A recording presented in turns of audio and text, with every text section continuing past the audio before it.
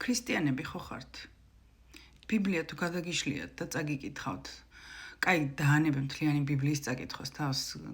10 ცნება ხო იცით? ცნება. რა წერია იქ? არ იმრუშო წერია, კი? მაგრამ ასევე წერია არ განსაჯო. და ერთნაირ ცოდვათ ითვლება ეს ორივე. ერთნაირად მიუღებელია. ხო და მე რომ ეს პოსტი დავდე, გახსოვთ ახალგაზრდა ქალი რო იწერებოდა, რომ ქმარი მყავს და ვიღაცასთან მინდაო. და მე ეს გამოვიტანე საჯაროდ, რომ ქალისა და კაცის ბიოქიმიის განსხვავება ამეხსნა. რომ ქალში ძალიან იოლად ჩნდება მიჯაჭულობა, მამაკაცს კი მხოლოდ დოფამინური სიამოვნება აქვს ინტიმური კავშირის შემდეგ და ხა მადლობა ღმერთს არის ბევრი ადამიანის კომენტარი, რომელმაც გაიაზრა, მიიღო ეს მნიშვნელოვანი ინფორმაცია და მეორე ნახევარი, რომელიც ბუზია და ეს არის ჩურჩხელას არ გულისხმობ, ეს ქალი და ესე და ისე და ხო. დარწმუნებული ვარ. ისინი, ვინც ესე ყველაზე ძალიან იფოჩნიან თავს და იმათ წმინდანებად უნდა რომ მოაჩვენონ თავის საზოგადოებას, ისინი არიან ყველაზე მეტად ბუზები და ჩურჩხელები. მიხვდით ახლა ბუზებსა და ჩურჩხელებს მიღმა რას გულისხმობ. ასეთი ადამიანები და ცხოვრებაშიც არაერთხელ მორალისტები და ქადაგებას წაგიკითხავს და თვითონ ყირაზე გადადის. ამიტომ და ყველა მოაზროვნე ადამიანმა ეს ვიცით, რომ ყველაზე ისეთი ძლიერი ალაწმინდანი მორალისტები ყველაზე ამორალური ხალხი ხართ. ამიტომ თავს იშიფრავთ რა. ჩუმად იყავით.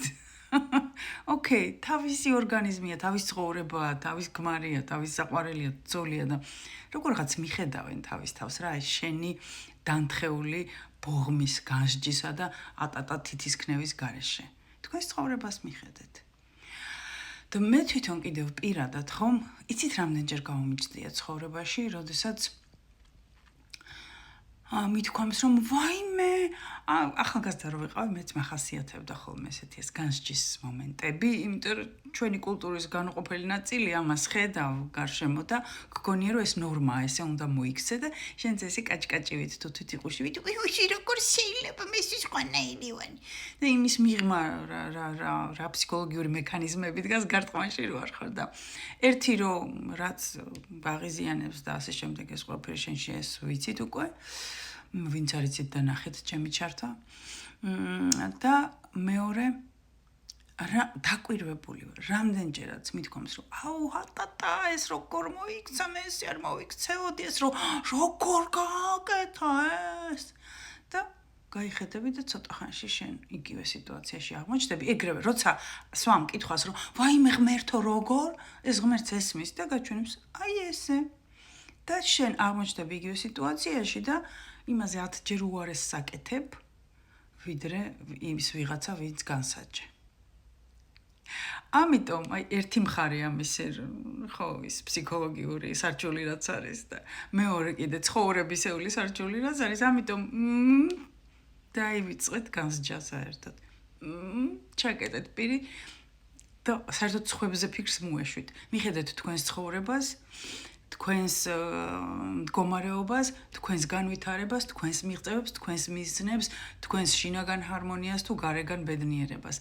თქვენს თავებს მიხედეთ ერთი სიტყვით რა.